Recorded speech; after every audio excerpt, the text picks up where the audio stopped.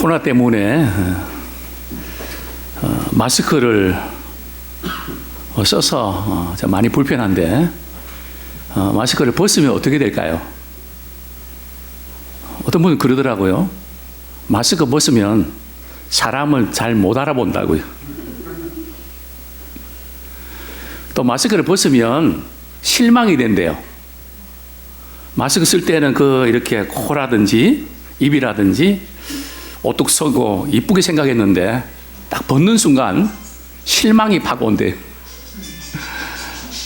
참 마스크 때문에 가려지는 부분도 있고 답답한 부분이 많은데 참 이런 가운데서도 하나님께서 우리 이 땅에 가정을 주셨습니다. 저는 어제 이 강단에서 설교를 위해서 준비하면서 또 금요일 날도 그랬고 참 그 마음속에 그 강한 소원, 하나님 우리 성도님들의 가정, 또 우리 자녀들의 가정, 또 우리 가정이 이런 가정이 되고 싶습니다. 정말 이런 가정이 되고 싶습니다 하는 강렬한 그런 열망을 갖게 됐습니다. 정용철의 마음이 쉬는 의자라는 그 책에 나오는 글을 잠깐 소개해드립니다. 나에게는 사랑하는 가족이 있습니다. 나는 우리 가족을 언제나도 만날 수 있습니다. 이 하나가 나에게 얼마나 큰 기쁨인 줄 이제야 알았습니다. 나에게는 사랑하는 가족이 있습니다. 나는 우리 가족과 언제라도 전화할 수 있습니다.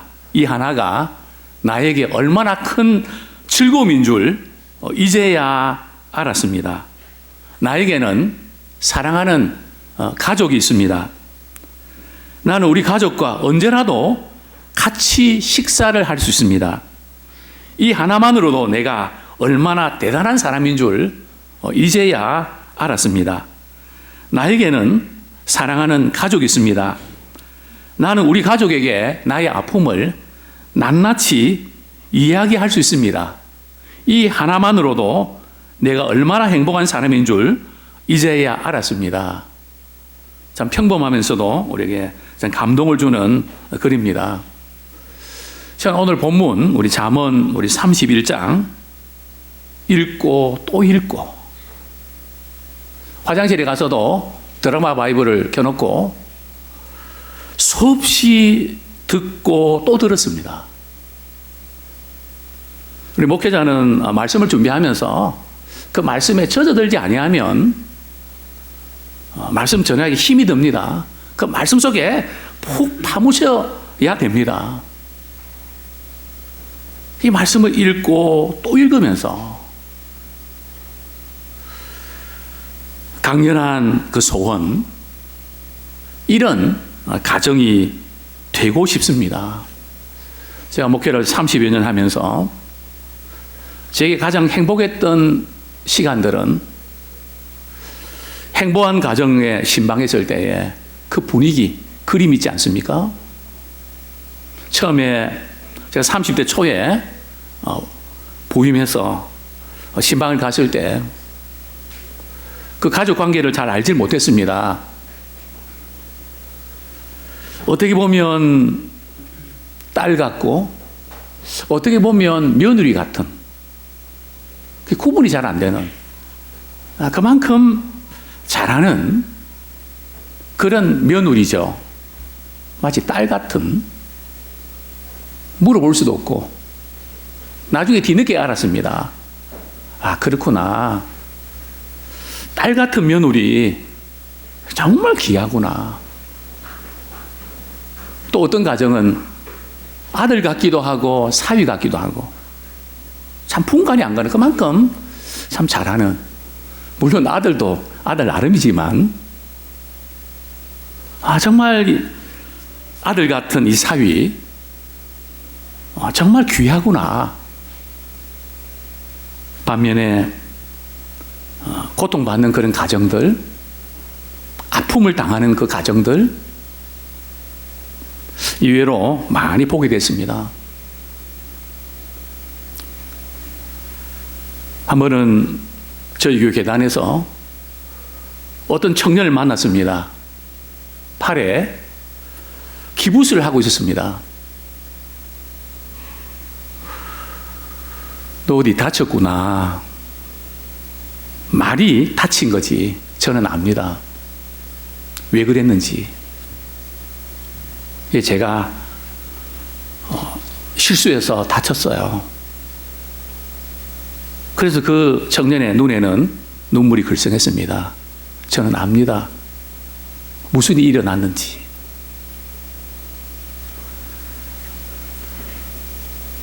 그날 저녁에 또 기도하면서 얼마나 울면서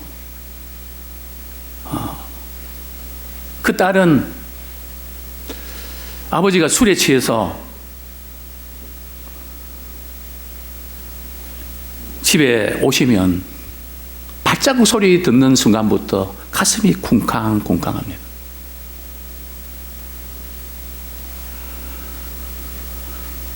저는 이제 그 가정을 위해서 기도할 때마다 너무 안타까워서 말이죠. 그냥 목에 피가 날 것처럼 절규하는 하나님 그 긴 세월 고통당하는 그 가족들을 바라볼 때에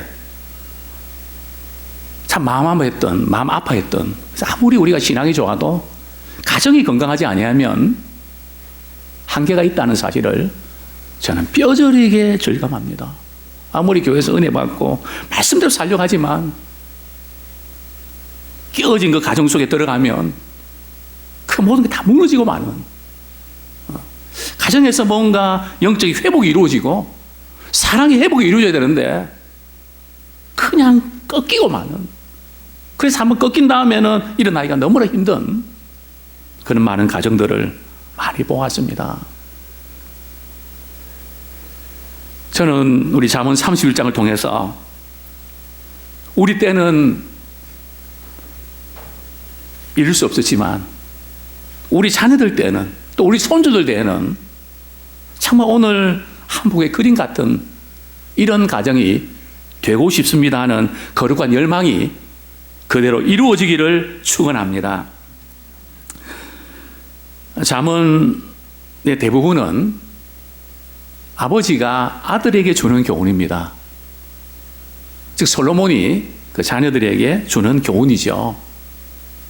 근데 오늘 우리 잠언 31장은 어머니가 아들에게 주는 교훈입니다. 아주 독특한 그런 장인데요. 우리 잠언 31장 그 1절 같이 한번 읽겠습니다.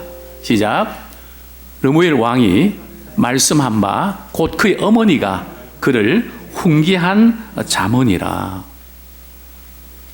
르무엘 왕이 누군지 우리는 알 수 없습니다. 그러나 한 가지 확실한 것은 그 어머니가 그 아들의 이름을 지을 때에 특별한 의미를 부여했다는 겁니다. 그 르무엘이라는 이름의 뜻이 뭘까요? 그것은 바로 하나님께 속했다는 뜻입니다. 그 어머니의 그 간절한 바람이 묻어 있는 거죠. 우리 부모님들은 자녀들이 어느 레벨에 속했기를 원하십니까? 적어도 이 정도는 되어야 되겠다 하는 나름대로의 어떤 가이드라인이 있을 겁니다. 세상에서 경제적으로 또 학벌로 또 지위 면에 있어서 적어도 이 정도 되어야 된다. 물론 그것도 필요하고 중요합니다. 그러나 거기에는 한계가 있습니다. 그래서 이 르무엘의 어머니는 아들 왕에게 너는 다른 어떤 것보다 하나님께 속해 있어라. 그러면 거기에 모든 게 다 들어있다.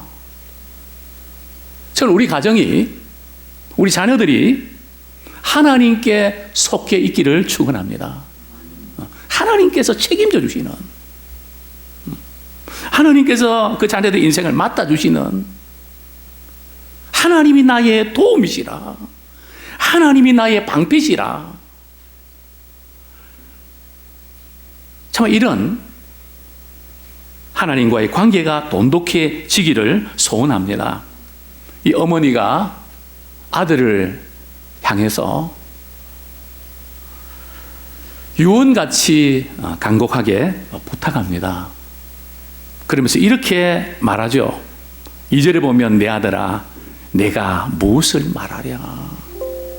내가 무엇을 말하랴.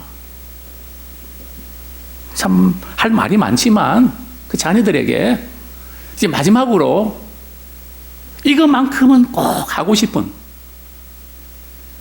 다른 건 몰라도 꼭 이렇게 돼야 된다 강조하는 유언적인 교훈입니다. 내가 무엇을 말하랴. 무슨 말을 할 수 있겠냐. 내가 무엇을 말하랴. 3번씩이나 언급하고요.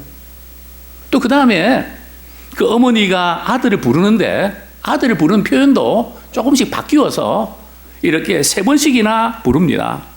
우리 2절 내 아들아 내가 무엇을 말하랴. 내 태에서 난 아들아 내가 무엇을 말하랴. 서운대로 얻은 아들아 내가 무엇을 말하랴. 내 아들아. 정말 이 어머니가 우리 자녀를 부르면서 내 아들아. 비록 아들이 왕이지만 내 아들아.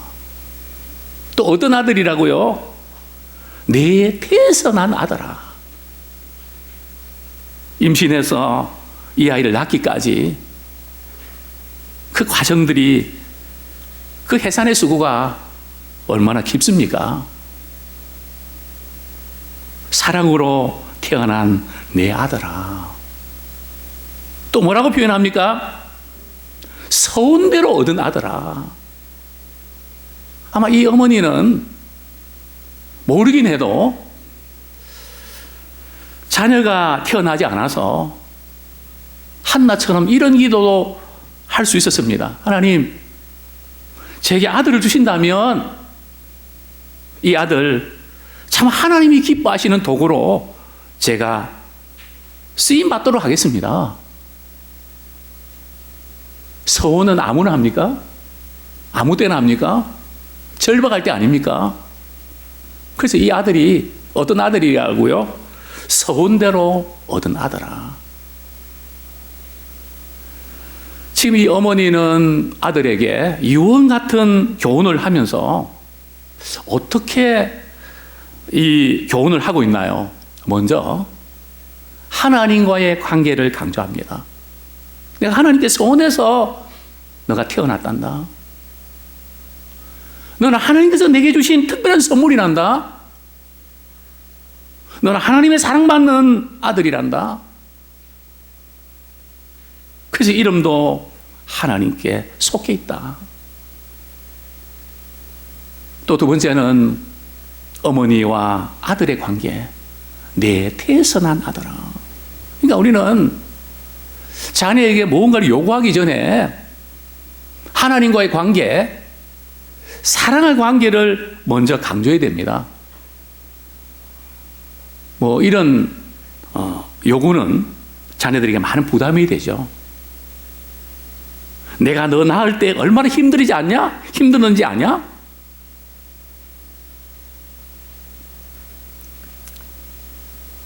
임신해서 너 낳기까지 얼마나 힘들지 않냐? 그리고 너를 키우기 위해서 얼마나 많은 돈을 썼는지 아냐? 얼마나 내가 고생했는지 아냐? 이렇게 말하면 우리 자녀들이 감동 먹을까요? 우정이 어때? 부모님이 만약에 그렇게 너 어떻게 키운 아들인지 알아? 이렇게 이야기할 때 솔직히 어떤 마음이 들까? 우정이는 아마 감동 먹을 거예요. 워낙 착하고 정말 귀한 또 아들이거든요. 그러나 어떤 아들은, 또 어떤 딸은 반감받습니다. 그리고 속으로 뭐라고 말합니까? 그러니까 나를 왜 낳으래? 낳지 말았어야지. 부모는 자녀가 잘해주길 바라서 내가 어떻게 키웠는지를 강조하지만 그것이 틀린 건 아니지만 그걸 강조하면 안 되고요. 너는 나에게 얼마나 소중한 존재인지 아니? 그것을 강조해야 됩니다. 그러면 다른 모든 것은 거기에 다 포함됩니다. 근데 그걸 모르고 외국에 유학 가서 그냥 너 때문에 여기 와갖고 우리가 밤낮으로 고생하는 거 너 왜 모르냐고. 물론 속상해서 그렇죠. 그러나 그것은 좋은 교육 방법이 아닙니다. 얼마나 너에게 소중한 존재인지 아니? 너 힘을 내야 돼. 너 용기를 가져야 돼. 그런 마음이 확 들 수 있도록 이런 부모와 자녀의 관계가 되기를 소원합니다. 잠언 31장 우리 1절부터 9절은 어머니가 아들에게 하는 교훈인데요. 첫 번째 저는 이렇게 도전하고 싶습니다. 남자는 올바른 판단을 가지고 세워가는 일에 힘써야 합니다. 그러니까 남자는 아버지가 될 수 있고 아들이 될 수 있고 부모가 될 수 있죠. 또 남편이 될 수 있죠.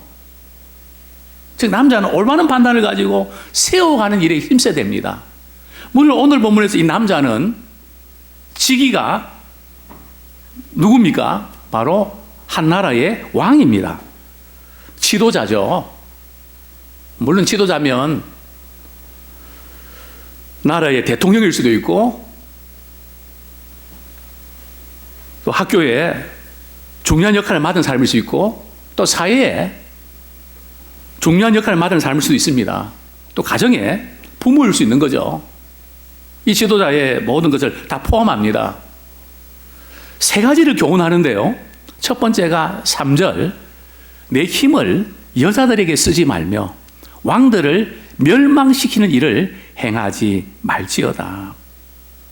여자에게 과도하게 힘을 쓰지 말아야 된다. 그렇습니다.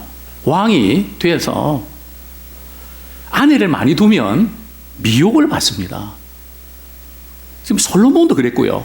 다윗도 그렇고 당시에 사실 아내를 많이 두는 것이 당시 문화로는 별로 문제가 없었습니다.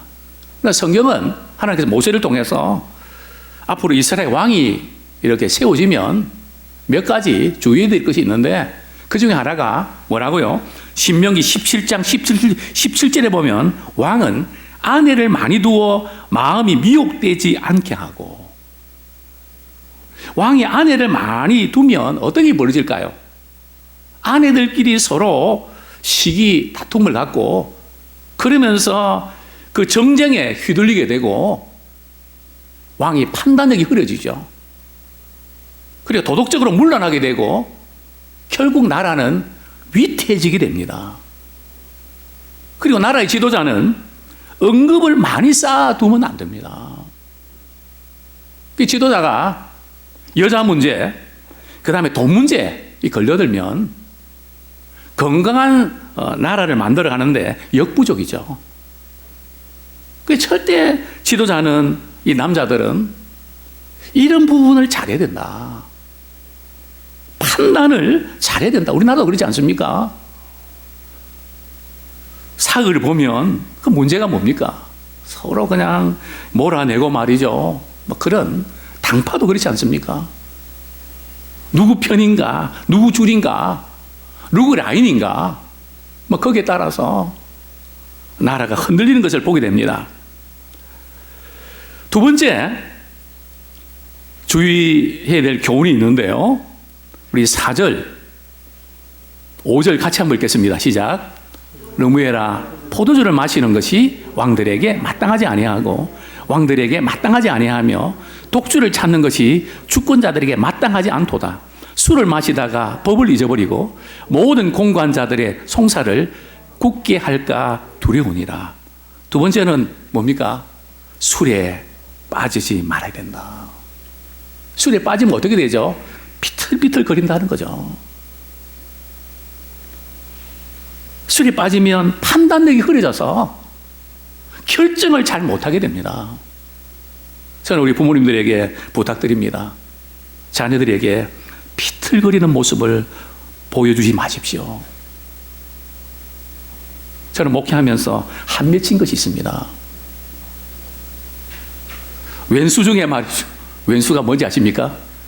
뭐가 왼수일까요? 술이 왼수입니다.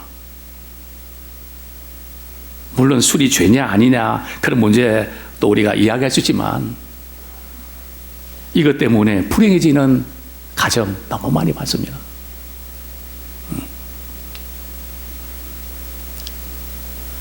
저희 아버님 이야기를 드린 적이 있을 겁니다. 저희 아버님이 저에게 이런 이야기를 하셨습니다. 내가 사업을 하면서 참 술을 안 마신다는 게 불가능했다. 내가 왜 사업을 하면서 거래해야 되는데 술을 안 마신지 아니? 제가 물었습니다. 아버님, 정말 사업하다 보면 상대 비율을 맞춰주고 이렇게 해야 되는데 어떻게 술을 이렇게 드시지 않으면서 사업이 어떻게 가능하셨습니까? 왜 그렇게 술을 안 마시겠다고 굳게 결심하셨습니까? 저희 아버님이 그런 말씀 하셨습니다. 내 할아버지가 이북에서 늘 술만 드시면 피가 나시더라는 거죠. 염세주의에 빠지시더라는 거죠. 결국은 이북의 추운 겨울에 술을 드시고 길에서 동사하셨다. 난 그 모습 보는 순간 나는 죽어도 술은 내 입에 안 되겠다. 나는 굳게 결심했다. 그러면서 너도 술 때문에 가정이 불행해지면 안 된다. 참 많이 강조하셨습니다. 제가 목회하면서 무너진 가정들, 아픈 가정들. 아니, 가정뿐만 아니고 오늘 우리 사회에서 일어나는 모든 사건들 그 배후에는 뭐가 있나요? 한번 따져보자고요. 근간에 있는 사건들. 제가 일일이 나열하지 않더라도 우리는 그 내용들, 스토리를 어느 정도 알고 있지 않습니까? 그 배후에는 뭐가 있습니까? 술이 있습니다.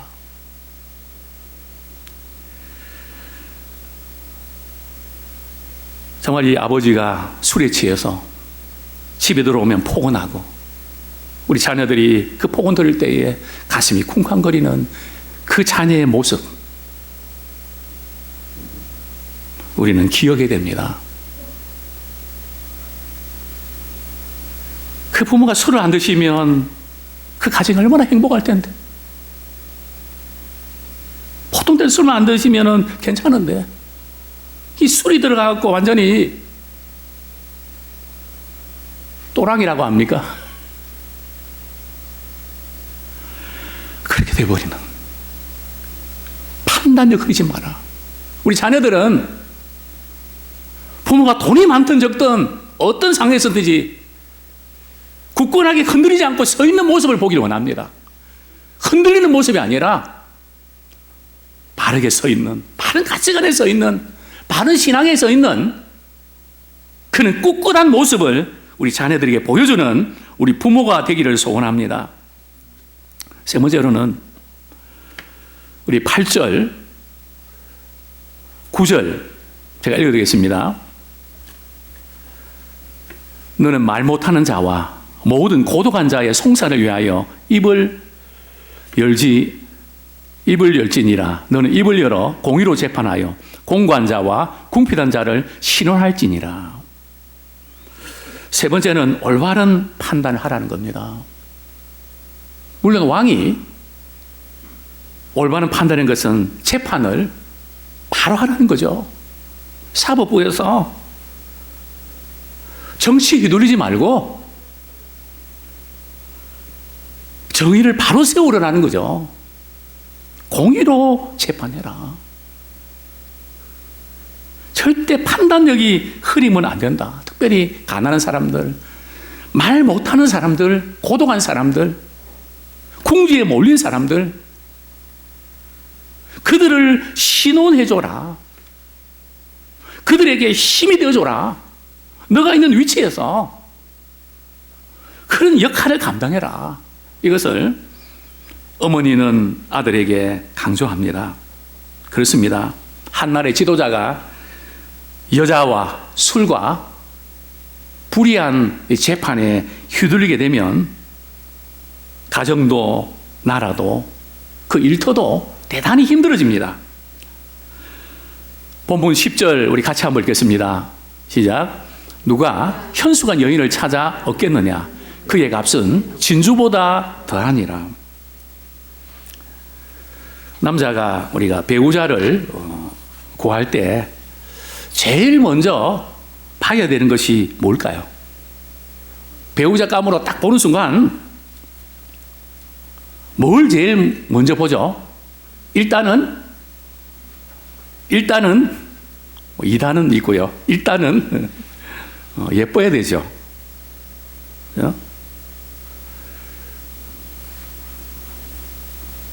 근데 그런 선택이 말이죠. 틀린 것은 아닌데 거기에 초점 맞추면 안 된다는 거죠. 그것은 이왕이면 예쁘면 좋은데 왜 그런지 아십니까? 여자가 예쁘다고 하는 게 유효기간이 얼마나 가는지 아십니까? 여자가 언제 제일 예쁩니까? 나이로 따지면 말이죠. 20대 중반에서 20대 후반까지입니다. 그러면 25살부터 뭐 한 3, 4년 그때 딱 지나면 주름깨도 생기고 검버섯도 생기고 한계가 있다는 거죠. 그래서 이 잠언은 이렇게 우리에게 말씀하고 있습니다. 우리 30절에 보면 고운 것도 거짓되고 아름다운 것도 헛되나 오직 여호와를 경외하는 여자는 칭찬을 받을 것이라. 고운 것도 거짓되고 아름다운 것도 헛되다. 이게 오래 가지 않는다는 거죠. 이 외모의 이 아름다움이 유효기간이 짧다는 겁니다. 그래서 옛날에 저희들이 불렀던 노래가 있죠. 이런 노래 있죠. 얼굴만 예쁘다고 여자냐? 그 다음에 뭐죠? 마음이 고와야 여자지. 우리는 한 걸음 더 나가서 하나님을 잘 경외하는 아내가 최고지. 정말 그렇습니다. 물론 우리가 이쁘다는 거 필요합니다. 그러나 짧습니다. 나중에 몇 년만 지나면 다 외모의 평준화가 이루어집니다. 또 실력의 평준화도요, 40 넘으면 실력의 평준화도 다 똑같습니다. 학교 다닐 때 몇 등 했다. 다 그게 말이죠. 소용이 없어요. 그 사이에 바뀌어 있는데요. 그러니까 이 외모의 이 부분, 무엇보다도 하나님을 경외하는 우리 아내와 남편, 우리 자녀가 되길 원합니다. 왜냐하면 말라기서 3장 10절에 보면 하나님이 아끼는 사람이 누굴까요? 재벌일까요? 높은 지위에 있는 사람일까요? 아닙니다. 하나님이 아끼는 사람은 하나님을 잘 경외하는 사람입니다. 말라기서 3장 10절에 보면 하나님께서는 그분을 경외하는 자를 특별히 아끼십니다. 특별히 아끼십니다. 자, 두 번째로 저는 우리 아내는 지혜가 있어 남편에게 신뢰감을 주고 사회적으로 지위를 높여줘야 합니다. 아내는 지혜가 있어서 남편에게 신뢰감을 주고 사회적으로 지위를 높여줘야 됩니다. 오늘 저는 28절, 본문 28절, 29절, 우리 10절부터 우리 31절까지는 이제 앞에 르무엘 그 왕의 어머니가 아들에게 주는 교훈이기도 하지만 또 10절부터 31절은 잠언의 결론에 해당하기도 합니다. 조금 분위기가 다르죠. 그래서 10절부터 31절까지는 히브리 알파벳 순서 말이 자음의 알파벳 순서로 이렇게 끝나고 있음을 보게 됩니다.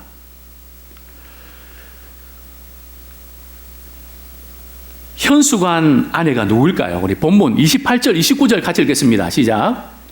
그의 자식들은 일어나 감사하며 그의 남편은 칭찬하기를 덕행이 있는 여자가 많으나 그대는 모든 여자보다 뛰어나다 하느니라.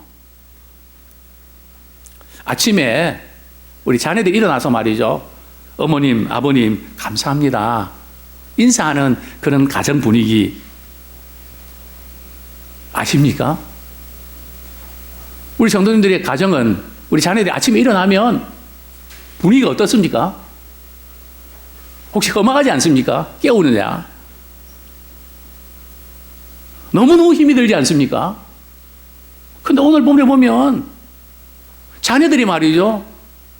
어머님께 감사합니다.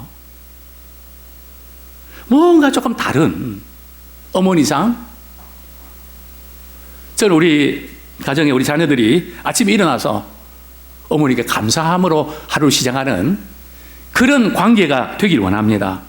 또 뿐만 아니라 남편이 말이죠. 아내를 칭찬하는데 참 덕행이 있는 여자인데 모든 다른 여자들보다 뛰어나다. 저는 이 부분에서 지금 현수관 여인은 하나님을 경외하는 아내입니다.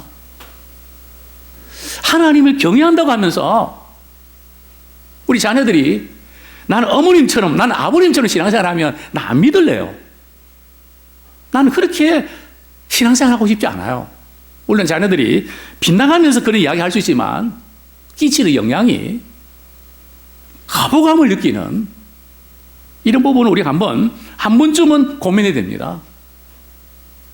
어머니 때문에 나는 아버님 때문에 나 신앙생활 안 할래요. 또 우리 아내들은 남편이 이렇게 아내를 보면 자기는 교회 안 나가고 이러지만 정말 칭찬할 수 있는, 정말 남편을 존경하고 남편을 힘있게 밀어주는 그런 아내가 되길 원합니다. 지금 이 현수관 아내는 이 부분 너무너무나 잘하고 있는 것을 보게 되는데요. 남편이 나는 믿음이 없지만 저건 아니야. 저건 아니야. 저렇게 하면 안 돼.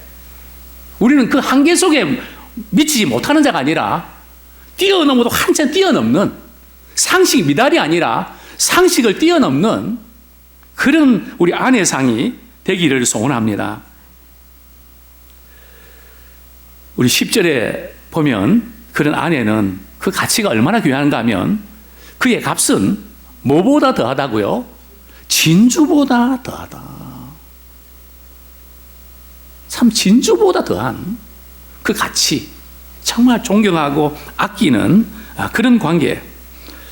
오늘 본문을 어떤 파피루스 조각에는 우리 성경이 이렇게 파피루스 조각에 사본들이 있는데요. 특별히 이제 그 사본의 한 조각에는 이런 내용이 나옵니다. 가사를 잘 돌보는 여인은 부와 바꿀 수 없다. 우리 아내는 돈을 많이 벌고 사회적인 활동하는 것도 중요하지만 첫째는 뭘 잘해야 됩니까? 가정일에 충실해야 됩니다. 가사 일에 아주 잘해야 됩니다. 뭐 내가 이렇게 돈 벌고 이러는데 물론 시간적으로 어려운 게 많죠. 그러나 항상 우선순위는 가사의 일에 힘써야 됩니다. 우리 남편들이 아내에게 바라는 뭐 이해는 하지만 가정의 그런 부분이 소홀하고 이러면 많이 힘들죠. 왜냐하면 하나님께서 그렇게 세팅하셨으니까요. 물론 맞벌이, 오늘 본문에 보면 이 여인은 맞벌이 부부입니다. 평범한 지금 가정에서 일어나고 있는 그런 일입니다. 그런데 참 놀랍습니다. 어떻게 이렇게 마늘이 하면서 이렇게 해낼 수 있을까? 과연 이런 아내를 찾을 수 있을까? 먼저 오늘 본문 보면 누가 현수관 여인을 찾아 얻겠느냐? 오늘 보면 제가 설교를 드리면서 이런 현수관 여인이 되라 하는데 강조점이 있는 것은 아닙니다. 물론 현수관 여인을 향해서 우리가 나가는, 야, 나는 죽었다 깨도 현수관 여인 아니고 미수관 여인 될래. 그냥 지레 겁을 먹고 포기하지 마십시오. 오늘 본에서 강조점은 말이죠. 그런 현수간 여인을 찾으라는 겁니다. 누가요? 아들이, 남자들이. 얼굴만 예쁘다는 그거 하나만 보고 모든 거 걸지 말고, 돈 있다는 거 그거 하나 보고, 물론 그렇게 한 사람 남자들이 없겠지만, 근데 걸지 말고, 바로 이 부분, 현수간 여인인가. 살아보면 그 가치를 알게 될 거다. 그러니까 그거 붙잡아야 된다. 자, 그러면 이런 아내와 같이 살게 되면 어떻게 될까요? 우리 11절, 12절 같이 읽겠습니다. 시작. 그런 자의 남편의 마음은 그를 믿나니 산업이 핏절하지 아니하겠으며 그런 자는 살아있는 동안에 그의 남편에게 선을 행하고 앙을 행하지 아니하느니라.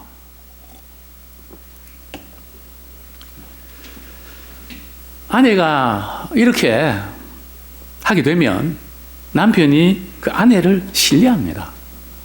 그리고 존중하게 되죠. 굉장히 중요합니다.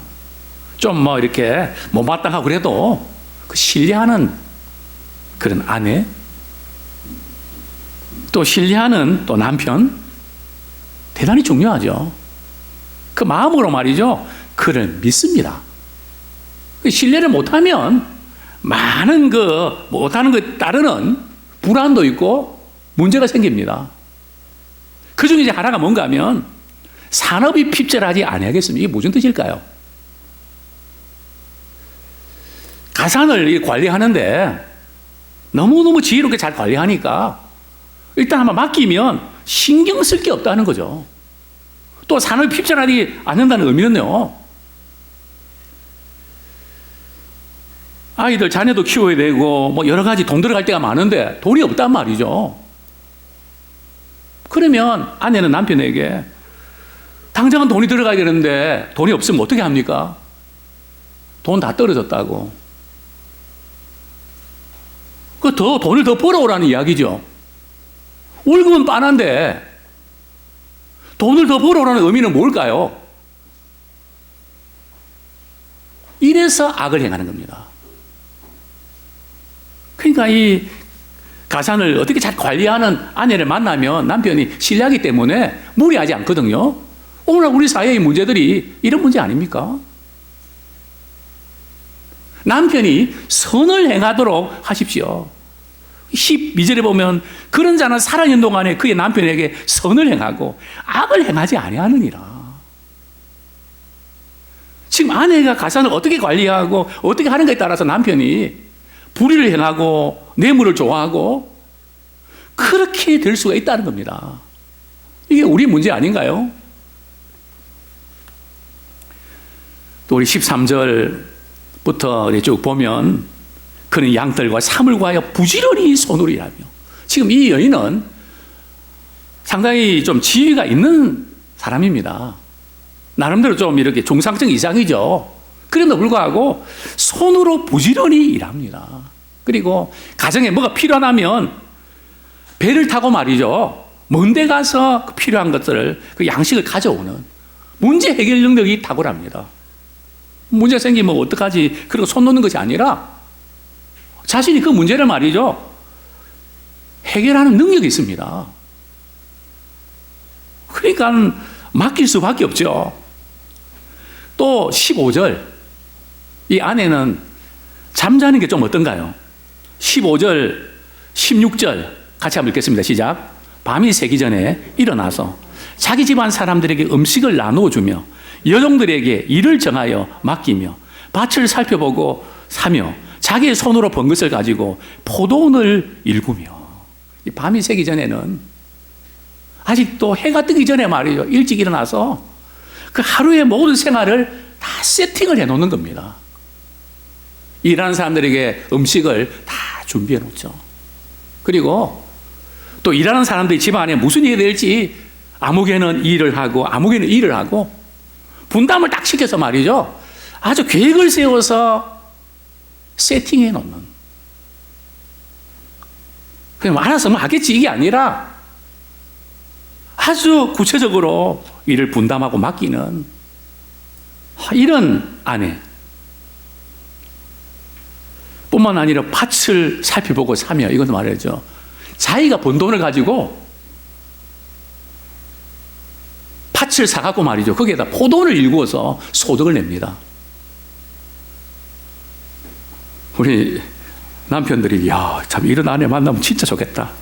부러워하는 눈빛이 훤합니다.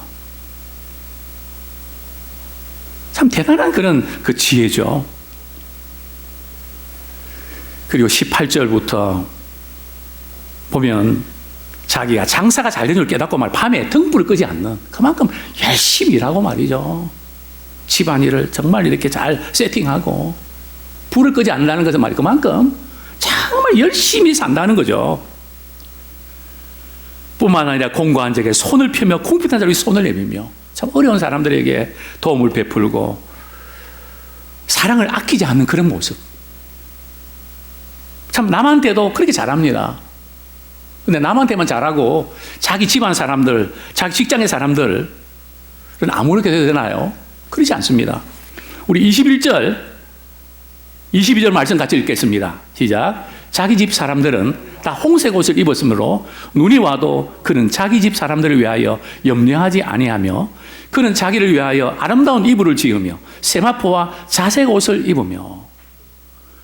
자기 집에서 일하는 사람들 추위에 말이죠, 떨지 않도록 홍색 옷을 입히는, 자기 밑에 일하는 사람들 그들을 보살피고 그들에게 신경을 쓰는, 추위가 와도 별 걱정이 없도록. 그러나 이 여인은 남한테 어려운 사람들 도움을 베풀고 자기 집안도 잘하고요. 또 자기한테는요. 자기한테도 잘합니다. 이거 중요합니다. 남한테 잘하고 자기 가족들을 울게 만들면 또 안 되고요. 또 자기 집안 사람들 다 잘하지만 자기가 울면 안 되고요. 오늘 보면 자기를 위하여 아름다운 이불을 지으며 세마포와 자색 옷을 입으며 자신도 누릴 줄 아는, 나만 왜 이런가 이런 게 아니라 밸런스를 유지할 줄 아는. 또 뿐만 아니라 29절 23절 보면 그의 남편은 그 땅의 장로들과 함께 성문에 앉아요. 무슨 뜻입니까? 장로들은 그 사회적으로 지위가 높은 아주 상류층의 사람들입니다. 아주 자기 남편이 말이죠, 이런 사람들과 같이 대화를 나누고 교제할 수 있는, 그만큼 남편의 사회적 지위도 높여주는 겁니다. 참 아름다운, 사람들의 인정을 받도록.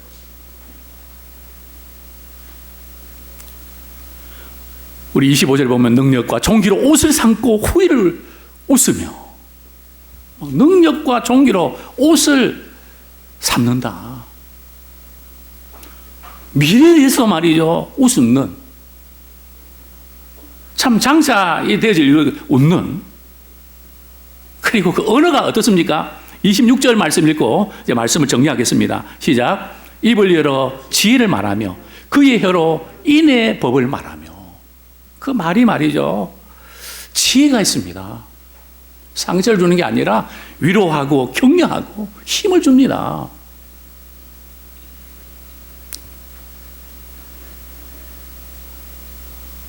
이런 현숙한 아내를 구할 수 있을까요?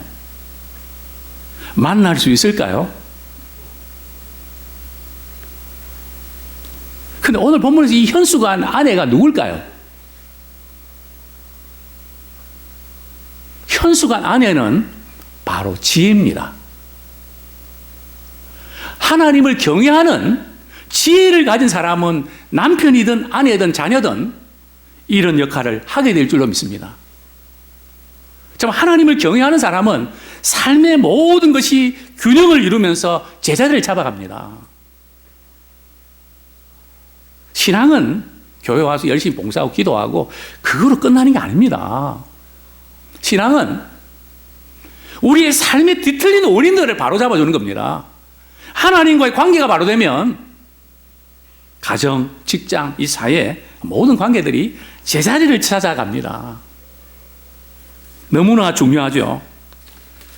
사랑하는 성도님들이요, 정말 이런 우리 가정이 되면 참 좋겠습니다. 이제 코로나 시대로 인해서 우리가 얻어야 될 것이 있습니다. 우리는 뭘 얻어야 될까요? 하나님을 경외하는 기회로 삼으면 좋겠습니다. 하나님을 경외하는 기회. 지금 교회는 매일 텅 비어 있습니다. 가족들한테 오셔서 언제든지 오셔서 기도하고 돌아가셔도 됩니다. 안전합니다. 다른 건 몰라도 생각지 않은 시간들이 우리에게 들어왔는데 이 시간을 하나님을 경외하는 기회로 삼기 원합니다. 하나님을 가까이 하는 기회로 삼기 원합니다. 제가 어제도 우리 김원 장로님 병문안 갔다가 칸막에 쳐 있는 거기서 기도드렸습니다. 하나님, 이것이 비록 아프고 힘든 시간이지만 하나님을 가장 가까이 만나는 기회가 되게 해주십시오. 왜냐하면 하나님을 가까이 하는 것에 모든 것이 다 들어있거든요. 이 코로나 이 기간이 하나님을 경외하는 기간 되기 원합니다. 또 우리 남편도 우리 아내들도 재택근무 우리 시간이 조금 길어진 분도 있고 종종 같이 하는 분도 있지만 어쨌든 나가지 못하니까 시간이 많아졌잖아요. 그때 우리 자녀들과 함께 예배드리고 말씀을 같이 읽고 신앙이 유익되는 동영상을 틀면서 우리 영혼이 잘 되는 기회로 삼기 원합니다. 그냥 코로나 끝나기 기다리지 말고요. 그래서 저는 결론적으로 하나님, 우리 사랑하는 성도들이 코로나 이 기간 동안에 정말 하나님을 잘 경외해서 가정과 일터와 모든 부분이 제자리를 찾아가게 하시고 코로나 상급을 받게 해주십시오. 언젠가 주님 앞에 섰을 때에 너 몇 년도 코로나 때문에 많이 힘들었지. 그런데 너는 정말 그때 믿음을 찾았구나. 그때 신앙의 본질을 찾았구나.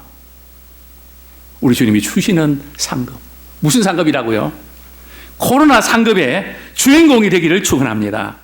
이 시간 말씀 붙잡고 하나님, 이런 가정이 되고 싶습니다. 결혼하냐 마냐 그것도 중요하지만 결혼식 준비보다 결혼 생활의 준비가 더 중요합니다.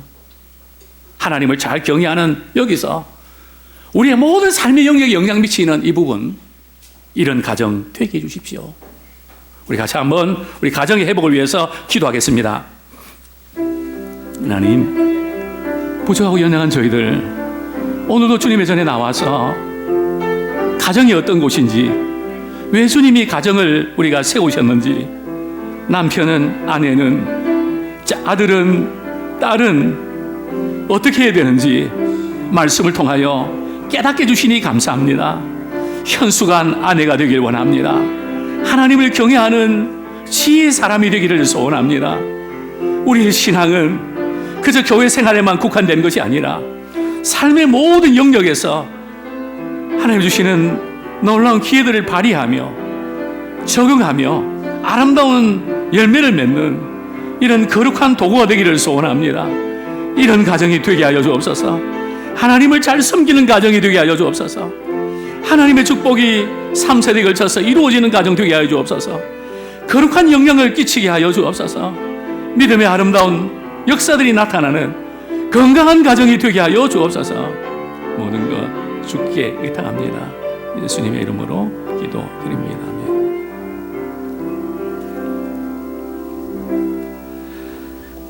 찬송가 우리 556장 2절, 우리 날마다 주님을 의지